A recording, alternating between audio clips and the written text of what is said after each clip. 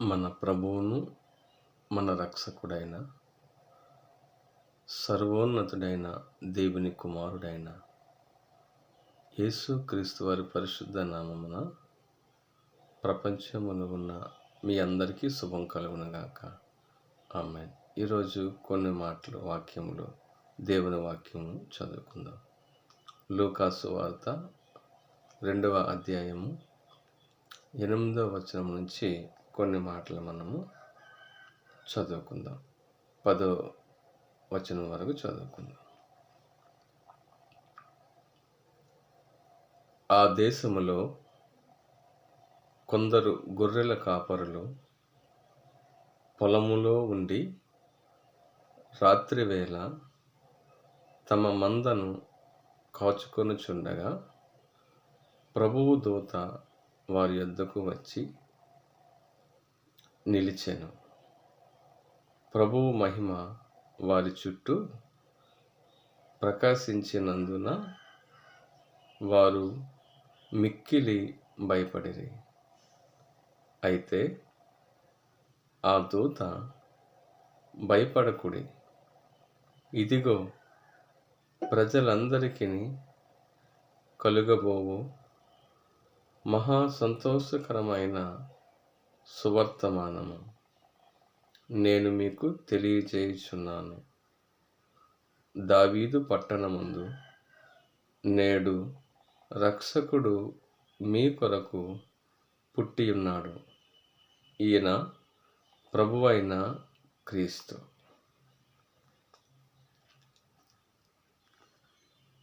దావీదు పట్టణమందు నేడు మీ కొరకు రక్షకుడు పుట్టి ఉన్నాడు అని గొర్రెల కాపర్లకు దేవదూత తెలియజేశారు. అంటే దేవుడు దేవదూతను పంపించి యేసుక్రీస్తు ప్రభు పుట్టారని దేవదూతలకి సువర్తమానం అందించి, ఇది ప్రజలందరికీ కలుగబోవు మహా సంతోషకరమైన సువర్తమానము. ప్రజలందరికీ కలుగబోయే సువర్తమానం ఏంటంటే, ప్రజలందరినీ రక్షించడానికి యేసుక్రీస్తు ప్రభు పుట్టి ఉన్నాడు అని అర్థం. ప్రభువు ప్రజలందరినీ రక్షించడానికి వచ్చారు. దేని నుంచి రక్షించడానికంటే, మానవులు చాలా విషయాల్లో దేవుని యందు భయభక్తులు కలిగి దేవుని మార్గములో నడవకుండా ఎవరికి నచ్చిన మార్గములో వారు నడుస్తూ ఉండగా దేవుని దృష్టికి పాపులై ఉన్నారు.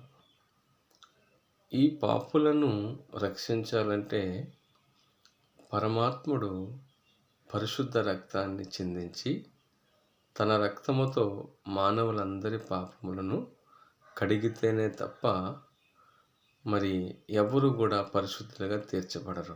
అయితే ఆ పరిశుద్ధ రక్తం చిందించబడాలంటే దేవుడే మానవునిగా ఈ లోకములోనికి వచ్చి తన స్వరక్తమిచ్చి తన రక్తము మన కొరకు దారబోసి మనలను పాపశాపము నుంచి, నిత్య నరకము నుంచి మనలను రక్షించి మనకు నిత్య జీవమును దయచేయుటకు దేవుడు తన అద్వితీయ కుమారుడిని ఈ లోకంలోనికి పంపించి ఉన్నారు. అంటే దేవుని కుమారుడు, పరిశుద్ధాత్మ అనేటప్పుడు ముగ్గురు కాదు, కానీ ఒక్క దేవుడు ముగ్గురుగా తన్ను ప్రత్యక్షపరచుకున్నారు. అంటే ఆయన సమయాలను బట్టి పాత నిబంధన కాలంలో తండ్రి అయిన దేవునిగా, యెహోవా వాక్కుగా, యెహోవా దేవునిగా, యెహోవా వాక్కుగా, యెహోవా ఆత్మగా ఆయన ప్రత్యక్షపరచబడేవారు. అలాగా యేసుక్రీస్తు ప్రభువుల అంటే దేవుని కుమారుడిగా ప్రత్యక్షమయ్యి పరిశుద్ధాత్మగా పరిశుద్ధాత్మ శక్తి చేత, అంటే సర్వోన్నతుని శక్తి నిన్ను కమ్ముకొనును, పుట్టబోయే శిశువు సర్వోన్నతుడైన దేవుని కుమారుడు అనబడతారు. తర్వాత ఆమెకు గర్భము కలిగినది పరిశుద్ధ ఆత్మ వలన అని పరిశుద్ధ గ్రంథంలో దేవదూత చెప్తారు. అంటే దేవుడు తండ్రిగాను, కుమారుడుగాను, పరిశుద్ధాత్మగాను ఉన్న దేవుడు, ఒకే దేవుడు ప్రజలకు ఏ విధమైన రక్షణ కలిగించాలంటే ఆ విధమైన ఆ యొక్క పాత్రను ఆయన పాత్ర తీసుకోవాల్సి వచ్చింది. ఎందుకంటే ఈ లోకాన్ని రక్షించాలంటే ఆ పరిశుద్ధుడైన దేవుడు డైరెక్ట్‌గా రావాలంటే ఆ వెలుగుకి ఎవరు కూడా తట్టుకోలేరు, ఎవరు నిలవబడలేరు, ఎవరు చూడలేరు కూడా. అందుకని ఆయన ఫస్ట్ నుంచి ఏ విధంగా ఉన్నారంటే తండ్రిగాను, కుమారుడుగాను, పరిశుద్ధాత్మగాను ఆయన మొదటి నుంచి కూడా ఉండి ఆయన మనకు తండ్రిగా ప్రత్యక్షమవుతారు, కుమారుడుగా ప్రత్యక్షమవుతారు, పరిశుద్ధాత్ముడుగా ప్రత్యక్షమవుతారు. అయితే దేవుడు మానవులను పాపము నుండి, నిత్య నరకము నుంచి రక్షించడానికి కన్యక గర్భములో బాలుడిగా జన్మించారు. ఆ జన్మించిన సువర్తమానం ఏంటంటే ప్రజలందరికీ కలుగుబోవు మహా సంతోషకరమైన సువర్తమానం.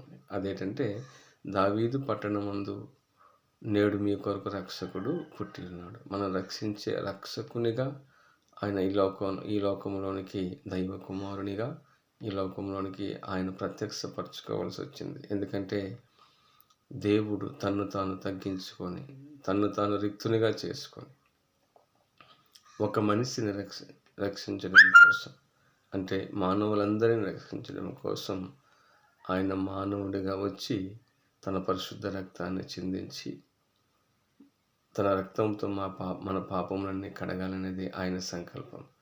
పవిత్రులుగా మనల్ని చేయాలనేది. ఈ సత్యాన్ని ఎవరైతే నమ్ముతారో వారు జీవితంలో యేసుక్రీస్తు ప్రభు పుట్టినందుకు సంతోషపడవలసిన సువర్తమానం. ఏ మానవుడికైనా సరే పాపములు కడగబడకుండా పవిత్రులుగా ఎవరు కూడా చేయబడరు.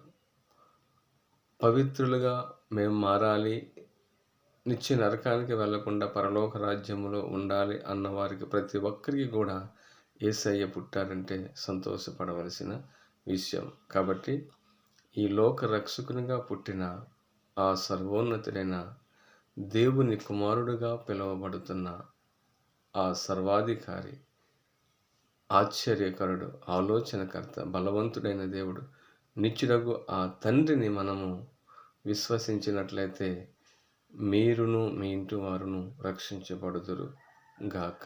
ప్రభు తన పరిశుద్ధ వాక్యములను మన వినికిడిలో దీవించును గాక. ప్రభు అయిన యేసుక్రీస్తు కృప మీ అందరికీ తోడై ఉండును గాక. ఆమేన్.